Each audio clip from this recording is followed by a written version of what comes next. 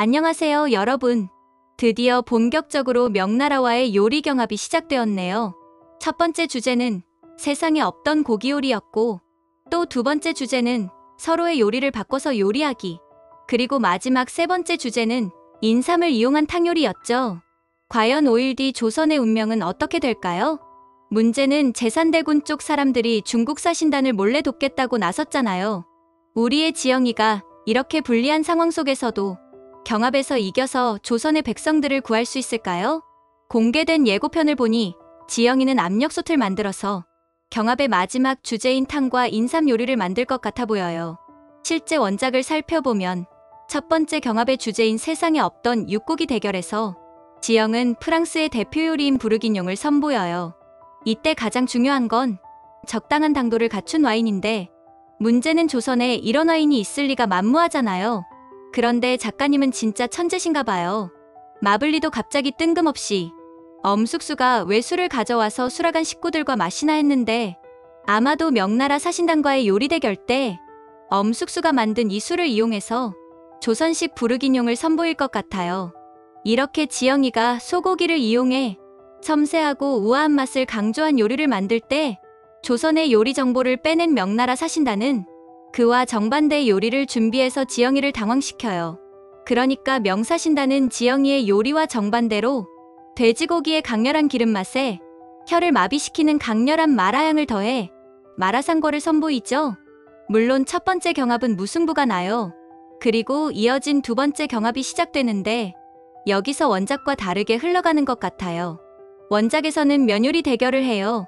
그런데 드라마에서는 양국의 요리를 바꿔서 선보이는 걸로 경합 주제가 바뀌었죠. 하지만 마블리의 촉으로 왠지 밀가루를 이용한 요리를 선보이지 않을까 싶어요. 왜냐하면 이연이 조선이 내기에서 이겼을 경우 명나라에 밀가루를 무제한으로 달라고 했거든요. 이에 명나라는 두 번째 경합에서 승부를 끝내고 싶은 조급한 마음에 조선에는 불리하고 자신들에게 유리한 면요리로 양국의 음식을 바꿔서 해보자고 조선에 요구하지 않을까 싶네요. 물론 조선의 밀가루는 명나라와 품종이 달라서 탱탱한 국수를 만들기에는 탄력이 부족해요. 하지만 지영이가 누구예요? 지영이는 조선식 밀가루에 비장의 소스로 만든 고추장과 고춧가루를 이용해서 명나라 사신단의 입맛을 사로잡을 계획을 세웠어요. 하지만 제산대군 쪽 사람인 강목주가 사람을 시켜서 수락한 창고에 있던 밀가루 포대에 구멍을 뚫어놓아 밀가루를 쓸 수 없게 만들어놔요. 결국 지영이는 밀가루를 대신할 것을 찾다가 명에서는 먹지 않는 메밀을 이용해서 메밀 파스타를 만들기 시작해요. 사실 메밀은 밀가루보다 점성이 더 없어서 면으로 만들기가 어려워요.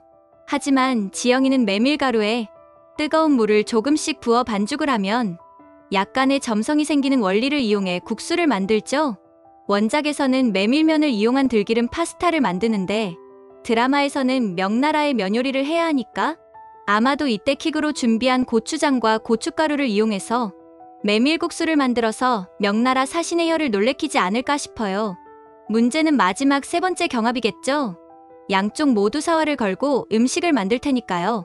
우선 명나라 숙수들은 귀한 제비즙과 상어지느러미를 포함해 30여 종류가 넘는 식재료를 섬세하게 쪄내는 불도장을 선보여요. 이에 지영이는 엄청 신묘한 조리도구를 꺼내는데 바로 예고편에서 나온 압력솥이에요. 압력솥은 단순히 찌거나 끓이는 것과 달리 조리 온도를 100도 이상으로 높일 수 있고, 또 고기의 뼈까지 씹어먹을 수 있을 만큼 푹 익힐 수가 있어요.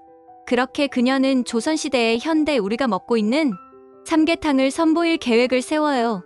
물론 당시에 압력솥이란 게 있을 리가 없죠. 그래서 예고편에서 지영이가 이영과 같이 잠행에 떠나게 되는 것 같아요. 지영은 장영실의 후손인 장춘생을 찾아가 압력솥을 부탁하거든요. 물론 기회를 놓치지 않는 제산대군은 살수들을 보내 지영이를 제거하려고 하지만 화약을 잘 다루는 장춘생의 도움으로 지영과 이연은 무사히 경합장으로 올 수 있어요. 하지만 우리의 지영이가 조선의 백성들을 건 경합에서 흔한 삼계탕을 선보일 리가 없죠. 그녀는 장춘생이 압력솥을 만드는 동안 떡갈나무 뿌리 아래서 트러플을 찾아내거든요. 그렇게 해서 지영은 트러플 삼계탕을 완성해요. 그리고 여기에 더해서 이연이 원기 회복에 좋은 이 음식을 황제에게 친히 올리고 싶다며 명나라 사신에게 선수를 쳐버려요. 이렇게 되면 이번 경합에서 명사신이 조선을 지게 만들 수가 없어요.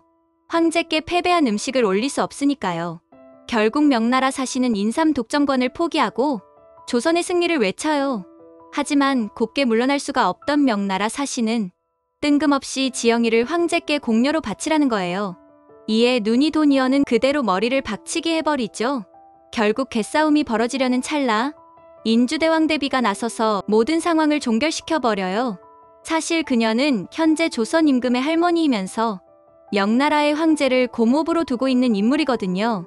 결국 사적인 뇌물을 챙기려던 명사신은 뒤도 안 돌아보고 명으로 돌아가죠.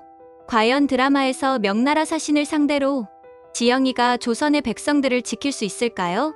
저는 곧 다음 영상으로 찾아올게요.